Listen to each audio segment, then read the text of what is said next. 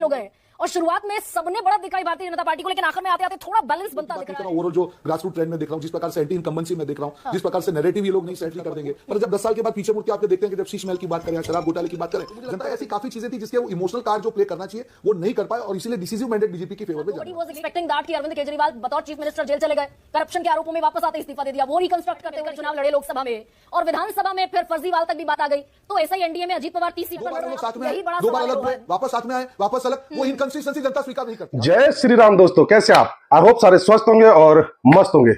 तो आज की डिबेट होने जा रही है। आज की डिबेट बहुत ही रोचक होने जा रही है। आज दिल्ली का चुनाव संपन्न हुआ और दिल्ली के लोगों ने अपनी नई सरकार चुनने के लिए अपने वोट का प्रयोग किया। चुनाव खत्म होने के बाद कई एग्जिट पोलों के परिणाम सामने आए, जिसमें बहुत से एग्जिट पोलों में बीजेपी को जीतता हुआ दिखाया जा रहा था। इसी को लेकर यह बहस न्यूज 24 पर चल रही थी, जिसमें दरबारी anchor Garima Singh exit poll के आंकड़ों को लेकर बहुत दुखी सी दिख रही थी, जो कि उसके चेहरे से साफ दिख रहा था। पर इसकी मजबूरी थी कि डिबेट में उसको सवाल तो पूछने ही थे। उसने बीजेपी के प्रवक्ता रोहन गुप्ता से इसी एग्जिट पोल को लेकर सवाल पूछने शुरू किए, परंतु आज इसने रोहन गुप्ता के जवाब देने के दौरान ज्यादा दखलंदाजी नहीं की और रोहन गुप्ता को अपनी बात रखने का पूरा मौका दिया। परंतु बीच में ये बोलने से भी नहीं चुकी कि पहले एग्जिट पोल बीजेपी को बहुत आगे दिखा रहे थे, परंतु बाद में और पार्टियों ने भी थोड़ा कवर कर लिया। इसलिए लगता है कि यह मानने को तैयारी नहीं कि बीजेपी एग्जिट पोल में जीत रही है या 8 तारीख को बीजेपी सरकार आने जा रही है। परंतु आज इसका कोई भी एजेंडा नहीं चला, परंतु इतना जरूर था कि 10 एग्जिट पोलों में से 8 में बीजेपी को आगे दिखाया गया था और 2 में आम आदमी पार्टी को, और इस दरबारी एंकर ने वो 2 ही एग्जिट पोल अपने स्क्रीन पर चला रखे थे जिनमें आम आदमी पार्टी को आगे दिखाया गया था।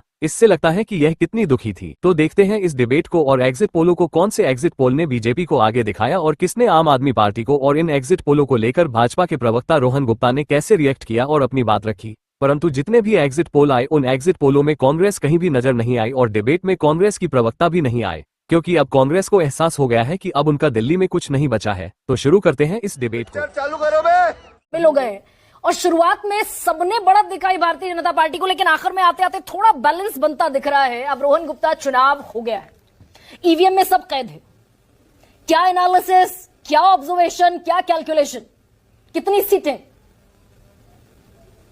देखिए, दो तीन चीजें कहूंगा। अगर आम आदमी पार्टी के मेरे साथी प्रवक्ता को थोड़ा आप और प्रोवोक करती तो 70 प्लस भी बोल देते, पर जिस प्रकार से उन्होंने बात की, उनके मन का दुख दिख रहा था कि चुनाव जो है बुरी तरह से हार रहे हैं। तभी जब आप हारते हैं तभी चुनाव को गंदा कहते हैं, पर जनता जनार्दन का जो फैसला है हम सबको स्वीकार करना पड़ेगा। देखिए गरिमा जी, आप जानते हैं मैं मेरे स्टैंड पे हमेशा कायम रहता हूं। मैं कभी भी, ना आज ना कभी पहले, मैं कभी एग्जिट पोल पे भरोसा नहीं करता हूं। ठीक है। जिस प्रकार से एग्जिट पोल का सबका अपना एक मेथड होता है, सबका एक सैंपल साइज होता है, जब तक आप डेप्थ में नहीं जाते हैं तो किस प्रकार से किया, आंकड़ों पे मुझे नहीं विश्वास है। दूसरी बात, अभी हम चुनाव खत्म भी नहीं हुए हैं, काफी लोग अभी भी पोलिंग बूथ के अंदर होंगे, अभी भी लोग अंदर होंगे, तो मुझे नहीं लगता है कि इतना जल्दी कोई भी प्रिडिक्शन वो करेक्ट हो। मैं इतना बिल्कुल मानता हूं कि जिस प्रकार का एक ट्रेंड में देख रहा हूं, मैं एग्जिट पोल की बात नहीं कर रहा हूं, ओवरऑल जो ग्रासरूट ट्रेंड में देख रहा हूं, जिस प्रकार से एंटी इनकम्बेंसी में देख रहा हूं, जिस प्रकार से नैरेटिव ये लोग नहीं सेट कर पाए वो मैं देख रहा हूं, जिस तरीके से एक नई राजनीति का इन्होंने आविष्कार करने की बात की थी। आज चुनाव को तो खत्म हो गया, गरिमा जी दिल से बात कर रहा हूं कि जनता ने जब उनको 10 साल तक वोट दिया तो ये सोच के दिया कि नहीं है, कुछ नयापन लेके आएंगे,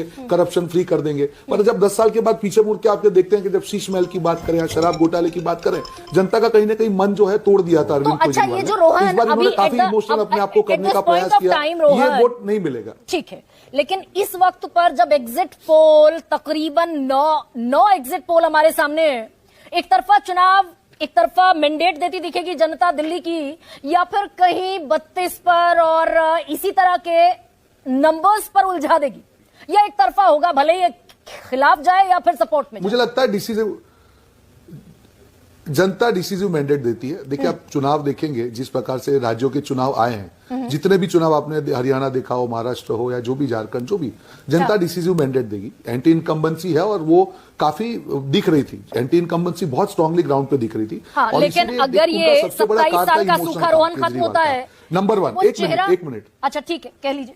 बिल्कुल, एक मिनट मेरी बात खत्म कर दो फिर आप बोलिए। 3 चीजें मुझे लगता है कि इनकी अगेंस्ट में गई। नंबर 1, 10 साल की एंटी इनकम्बेंसी। नंबर 2, जो कोर वैल्यूज के ऊपर आम आदमी पार्टी बनी थी, भ्रष्टाचार की बात करें या सरल राजनीति की बात करें, दोनों में अरविंद केजरीवाल जो आपको बुरी तरह से फंस के दिखे। तीसरा, मोस्ट इंपॉर्टेंट, जो जो भी वादे उन्होंने किए थे, और यमुना की आप बात करें, बड़े सरलता से जा जाके वादे किए थे, वादे पूरे नहीं हुए। और चौथा, सबको लगा, जनता को लगा कि दिल्ली 10 साल पहले जहां थी वहीं पे पिछड़ के रह गई। तो मुझे लगता है ऐसी काफी चीजें थी जिसके वो इमोशनल कार्ड जो प्ले करना चाहिए वो नहीं कर पाए, और इसीलिए डिसीजिव मैंडेट बीजेपी की फेवर में जाने वाला है। लेकिन ये रोहन, अगर इसी के काउंटर को मैं ऐसे देखूं कि अरविंद केजरीवाल ने रिकंस्ट्रक्ट करने की कोशिश की, इस्तीफा दे दिया जेल से बाहर आने के बाद, नोबडी वाज एक्सपेक्टिंग दैट कि अरविंद केजरीवाल बतौर चीफ मिनिस्टर जेल चले गए, करप्शन के आरोपों में वापस आते इस्तीफा दे दिया, वो रिकंस्ट्रक्ट करते हुए दिखे, यमुना पर माफी मांग ली, रिकंस्ट्रक्ट करते दिखे। ये सारे इमोशनल फैक्टर देखिए काम आएंगे क्या?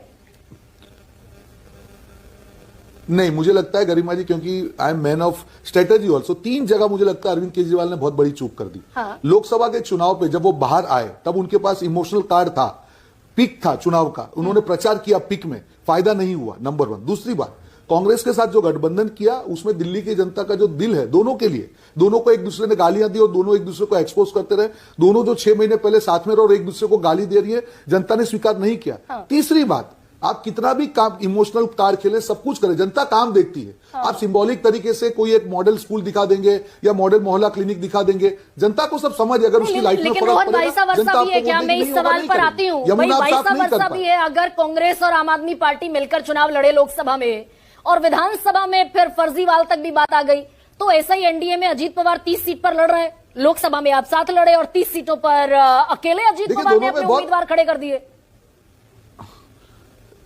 देखिए, मैं कभी भी जो अलायंस फॉर्म होता है, राइट, कई अलायंस में आप प्रॉपर्ली नहीं हो पाता, वो एक अलग चीज है, पर जहां पे 6 महीने पहले आपने कंधे पे हाथ रख के वोट मांगा और आप एक दूसरे को ऐसी गालियां दे रहे हैं कि ये तो भ्रष्टाचारी है, ये तो राष्ट्रद्रोही है, एक सीमा होती है ना, जनता सोचती है। लेकिन वो दिखाया नहीं दरअसल मेन स्ट्रीम मीडिया ने कि अजीत पवार जब आप एक्सट्रीम, वो एनसीपी के अजीत पवार जो वित्त मंत्री हुआ करते थे पिछली सरकार में, अभी भी वित्त मंत्री हैं, शाना बशाना उन्होंने भी लोकसभा का चुनाव लड़ा भाई, लेकिन दिल्ली की 30 सीटों पर अजीत पवार अलग चुनाव लड़ रहे हैं। विनोद शर्मा, किसी का ये जो बिल्कुल देखिए, किसी का अलायंस चेंज करना, हाँ।